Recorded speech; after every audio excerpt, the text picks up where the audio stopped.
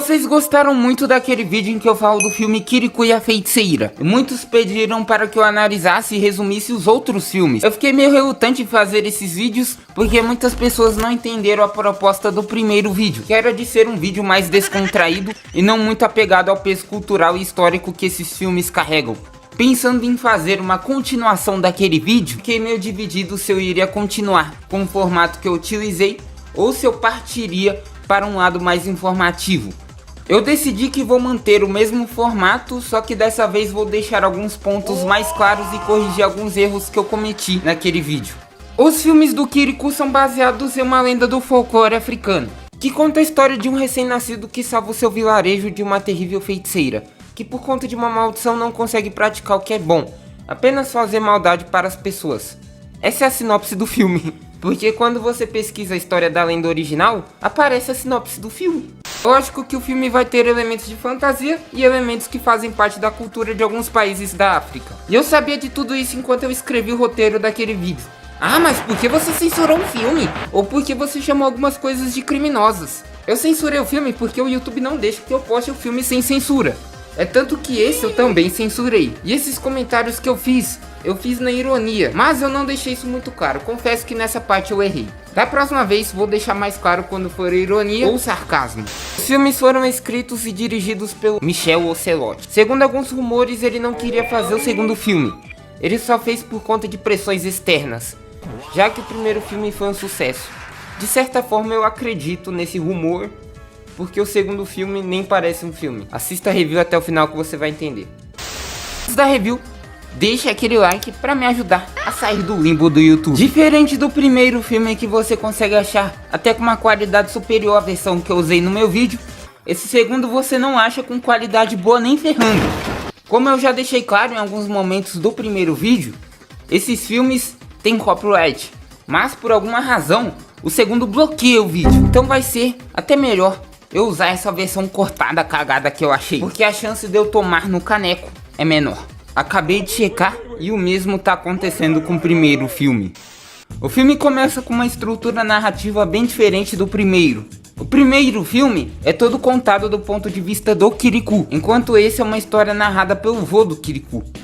O problema disso é que, segundo as falas dele, dá a entender que o primeiro filme também foi uma história contada por ele, o que não acontece. Agora, uma coisa que eu não entendi. Se ele tá contando as histórias não contadas do primeiro filme, por que ele ainda está escondido na montanha? Se eu não estou confundindo as coisas, ele só fica isolado na montanha, no Kirikou e a Feiticeira, com medo da própria feiticeira, porque ele sabia dos segredos dela. Mas aqui não tem motivo para ele estar escondido. A história de Kirikou e a Feiticeira foi muito curta. E não foi só o ponto de vista que mudou, mas também o estilo da história. O primeiro filme tem começo, meio e fim. Já esse tem 4 contos que não se conectam, tirando o primeiro e o segundo que tem uma conexão. Todas essas histórias cronologicamente se passam durante o primeiro filme, quando o Kirikou recupera a água do vilarejo. Depois de recuperarem toda a água, eles não perdem tempo e começam a plantar. Diferente do primeiro, esse filme tem vários momentos de contemplação. Momentos em que a história não avança, não tem diálogos importantes, é só pra você aproveitar o que tá acontecendo. No caso, ver os personagens se divertindo enquanto eles plantam. O problema é que não tem muito como colocar isso em um resumo. Enfim, o filme corta para Karabá. E esse é o momento perfeito para dizer que esse filme tem 2 dublagens. Pra ficar ainda mais engraçado, a versão que eu encontrei tem uma dublagem completamente diferente do primeiro filme. E sim, tem uma versão com o mesmo elenco do primeiro filme. E nessa dublagem alternativa, como ficaram as vozes, o Kirikou ficou bom. Também posso provar? A mãe dele também. Me sinto muito mal. Vá logo chamar a nossa vizinha. Mas a Karabá se liga no comparativo. Logo este bichinho estará imobilizado e o assunto encerrado. E Kirikou? Ele morreu? Basicamente ela fica com raiva que a água voltou. Tudo parece muito tranquilo, mas quando eles acordam, percebem que algo destruiu a plantação. De início suspeitam da Karabá, mas não tem como ter certeza. Então, para tirar a dúvida, eles replantam o que deu para salvar e ficam de vigia durante a noite. Durante a noite, aparece uma hiena negra. O cara que tá de vigia, com escudo e lança, peida no serviço. mas o Kirikou não arrega e joga um pedaço de terra na criatura. O moleque corre mais rápido que uma hiena. Ele despista a hiena e joga uma colmeia afastando a criatura de vez. Eu vou falar isso aqui no primeiro conto mesmo, porque não vai ser relevante para a trama. Mas é um negócio que me irritou, que é o lance se a Carabá tá ou não controlando os animais. De início eu achei interessante, porque poderia desenvolver uma trama mais complexa em cima disso. Até mesmo com o povo ficando contra o Kirikou, talvez. Mas o filme não desenvolve isso. De manhã o povo da aldeia começa a discutir porque uma hiena atacaria eles. Enquanto isso o Kirikou tá fazendo vasos de argila, o que dá uma ideia para os aldeões. Para terem o que comer, eles decidem fazer vasos de argila para venderem na cidade. No meio do caminho, eles avistam um búfalo, que já estava equipado para carregar mercadorias. Todos concordam em colocar os vasos nos sacos do búfalo, com exceção do Kirikou, que desconfia que o animal está sob feitiço da feiticeira. Por isso ele decide carregar os seus próprios vasos. Quando eles chegam na cidade, o búfalo sai correndo descontrolado, derrubando os vasos no chão. Mas nem tudo está perdido, porque além de fazer o próprio parto e ser ancestral do Zenbolt, o Kirikou também é formado em marketing e empreendedorismo. Ele vende todos os seus vasos e ainda vende vasos que ele nem fez, a ponto do povo fazer um leilão para comprar os vasos dele. Ele é meu. Quanto vocês dão? 4 cauris. 5 cauris. Mais uma vez ele salvou o povo da fome. Nesse momento o vô do Kirikou interrompe o filme para dar uma prévia do que vai acontecer. O velho só serve pra isso nesse filme. O Kirikou está seguindo pegadas de um pássaro com 3 pernas. A mãe dele fala que ele pode seguir as pegadas, mas não pode sair da aldeia. Está bem, mas não se afaste muito. Enquanto ficamos perto da aldeia, os feitiços ficam desconfiados.